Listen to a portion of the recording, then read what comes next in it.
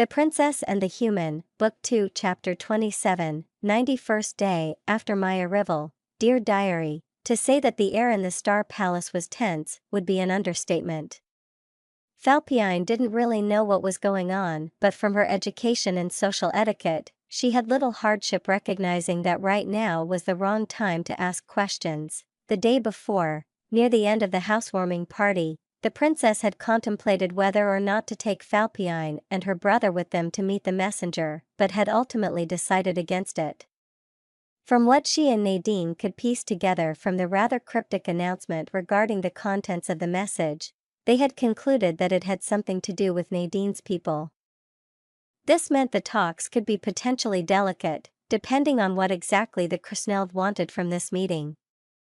Maybe they would even put a prize on the information, and therefore, Falpiine wholeheartedly agreed with the princess's decision.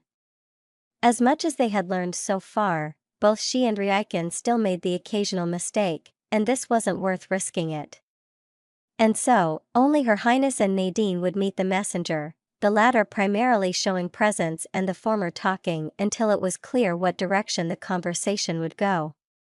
Once everything was done, the others would hear about it, at least, that had been the plan. After the two had entered the meeting room, Falpiine was about to lead her brother away when Ryukin stated he could hear the princess's voice. A closer look revealed that the door hadn't been closed properly, a small gap still letting the voices through. But as the heiress was about to rectify the oversight, loud shouting could be heard from inside.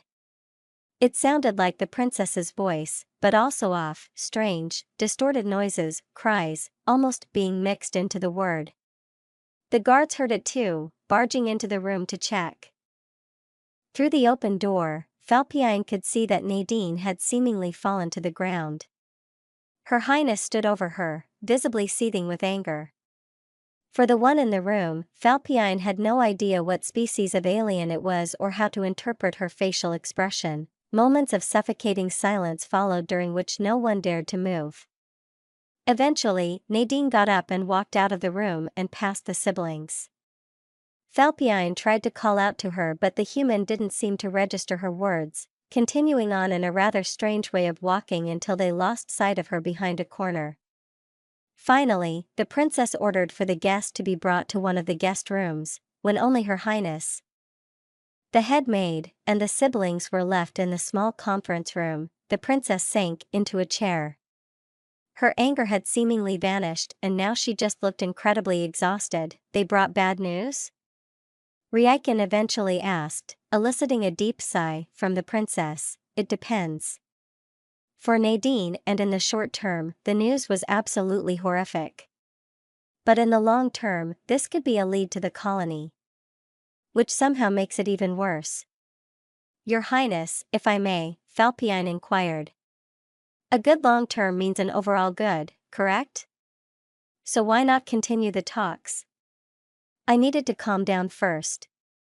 Regardless of the situation, reacting like I did just now is unbecoming of my position. I acted like my parents would have. And Lady Nadine? Ryukin added, she just learned about the passing of someone who seemed to be a close friend to her. I doubt she could keep it up right now, even if she was in a better mental state. Should we go to her? I don't know. It might be better to leave her alone for now, but also maybe not. But I am too agitated right now. I doubt I could help her like this. First ones, is it asked too much for a single good moment to last? She threw her healthy arms in the air, but a jolt of pain made her stop the motion. Grunting, she slowly rubbed the splint of her broken arms with her healthy left one. I'm sorry, you too. You weren't supposed to see me like this. She stood up, pausing for just a moment before turning toward the door. You two have no tasks for today, she stated before she left the two alone. Falpiine cocked her head. Do you think? Did she mean we should decide on our own what to do now? If even Her Highness was unsure, how then were they supposed to know? Nice as Nadine was to them, the informal tone couldn't mask the distance between them. Although, her brother had spent a lot more time with the human. What do you say, Duke Ryukin? she asked, the former tease by now having become a way to ease and comfort. Her adoptive brother didn't answer immediately, deep thoughts visible on his face. Eventually, he extended his two right arms to her. Let's meet her. It wasn't a question, and Falpiine didn't need to answer. She returned his gesture, leading him through the halls of the Star Palace that she by now could navigate without issues. While she didn't know where Nadine might have gone, she had a hunch. Thus, the two entered the East Wing. Reaching the guest section, she noticed one of the guest rooms was guarded, but didn't pay further attention. Instead, she led her brother to the room Nadine used to stay in until just 2 days ago.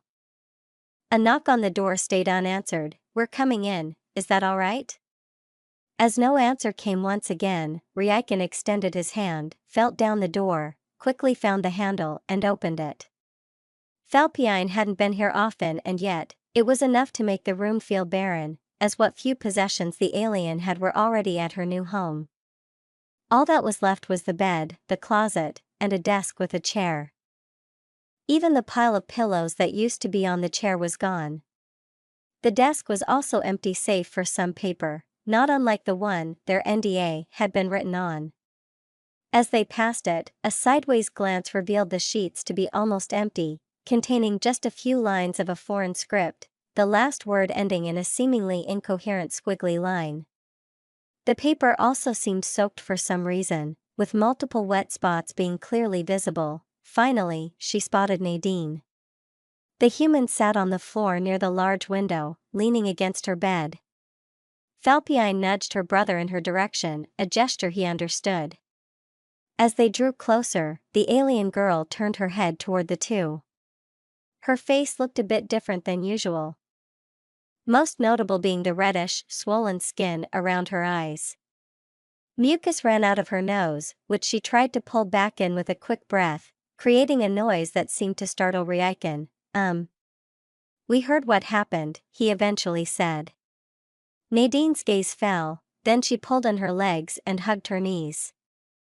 Falpiine couldn't really read the expression, but she wasn't ignorant enough to not form an at least rough understanding of Nadine's current emotional state. How could this happen? The human asked, her soft voice shaky and dull. Claire was always so chipper, how could she? What made her? Wait, what did she do? Falpiine asked, confused. Wasn't this about her friend's death? Unless she... Oh, Nadine shook her head. There is only one thing that creates these bruises. And in lower gravity, it has to be even worse. How long did she... She didn't finish her sentence as her voice broke off once more. Is she sitting on the floor? Ryukin asked quietly, although Falpiine was sure Nadine still heard it. He seemed to have noticed that the voice came from below them. Yes. Can you guide me next to her? Falpiine did as asked, unsure what he wanted to do. She was surprised when he sat down next to the alien girl. Sitting on the ground was considered highly demeaning for a noble. If one has no chair they are to stand, that was what they had been taught. That a noble sitting on the floor was no different to the common servants. Then again, this wasn't the first time the pair had disregarded their etiquette lessons. She waited for a bit, but nothing else came. He merely sat there in silence. In the end, Falpiine opted to mirror his actions, sitting down on Nadine's other side, staying quiet as well. As time went on, Nadine seemed to slowly calm down a bit. Maybe now they could help her? Do you want to watch the stars? Falpiine asked carefully. Nadine's head jerked up. Watch the stars? She seemed confused by the question. Well, ever since I saw you the first time, watching the stars has become a bit of a habit of mine, she admitted with slight embarrassment. It'll get dark soon, so I thought maybe you wanted to join. I can't really explain it, but it feels soothing. And it lets me wonder how it is up there. Empty, Nadine merely said, derailing Falpine's attempt a bit. Well. It's not the same here anyway. At home, the night sky is full of stars, but here it isn't? But, that makes no sense, right? No, it does. You probably can't see them due to the light pollution. Now, Falpiine was confused for good. Light pollution? But how can light be dirty?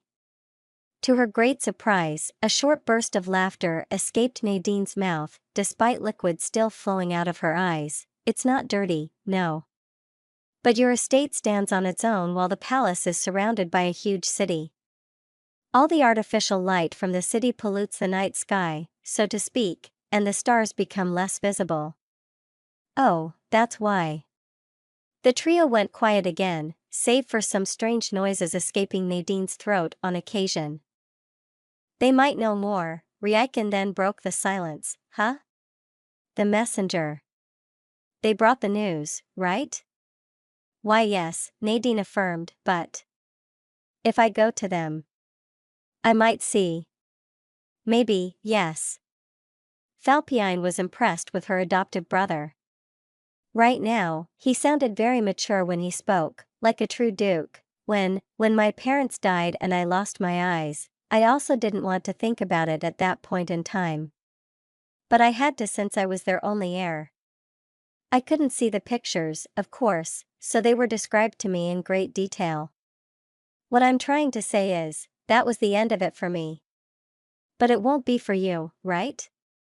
Your people are still out there, waiting for you. I might be grasping in the winds here. But didn't you yourself say that even the smallest detail could give the decisive lead? Nadine pondered over his words for a while, but then nodded. Her legs shook as she stood up and she supported herself on the wall.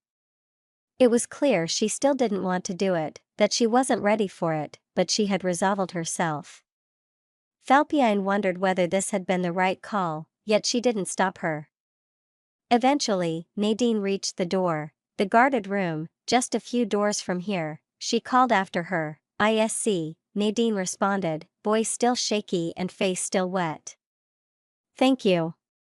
She drew another sharp, quick breath and went out into the hallway. KRNDL's cell was rather nice. Probably because it wasn't made to be one. On the contrary, it was a luxurious bedroom office hybrid, far beyond everything she had ever resided in throughout her life. But the captain had no nerve to enjoy any of it. She knew she was not a guest, she was currently being detained in here, making the room a cell in all but name, even if not explicitly said. She was to wait here. Guards stood outside, and she doubted they were there for her protection. What she had spent her entire career being afraid of had now happened, her messing up. And she had done so big time, in front of not one, but two foreign dignitaries of the highest order. Even if she were in a better state of mind right now, she couldn't have possibly imagined things going worse. She absent-mindedly took her datapad, not that she had anything else to do, and opened the picture again. It was one of the many examination pictures Dr. Nacker had taken while they had set course back home, specifically, the one where the face was the most cognizable. Following the doctor's advice, they had first stored their find in the back end of their storage space and turned down the heater in an effort to preserve the body until they reached Svegplia. There, in the far too short time they had until their departure, it had been frozen for transport and was now on their ship, back at the port. KRNDL was infinitely thankful she hadn't been stupid enough to bring that to the palace. She didn't even want to imagine how that would have ended. She activated the cropping function and trimmed the picture down to only the head. Would that have been better? It didn't really make a difference from her perspective. The human representative had recognized the death at first glance, so whatever gave it away had to be something obvious to them. When she compared the two, the light brown skin tone was different to the other's pinkish one, but unlikely to be the giveaway. Maybe the blue spots? The way the eyes looked? The large bruise around the neck probably also made things clear to the knowing eye. KRNDL's free hand subconsciously touched her throat as she looked at it again. Of course, she could have also said something first and then shown the picture. Now she was aware of that. But she had been too eager to get the whole ordeal over with as fast as possible, and in her usual reports, she was always expected to get straight to the point. She had never witnessed an official meeting like this to use as a reference, or should she have already given more details on what her message was about when she announced herself? But she had always been told that reports were to be first heard by the one they were meant for, especially sensitive ones. She clicked her beak and put the datapad aside. Excuses and what-ifs wouldn't help her now. She had screwed up, plain and simple, and she couldn't even imagine what the consequences would be. But she wasn't given much further time to stress herself over it, and her head snapped up when she heard the door open.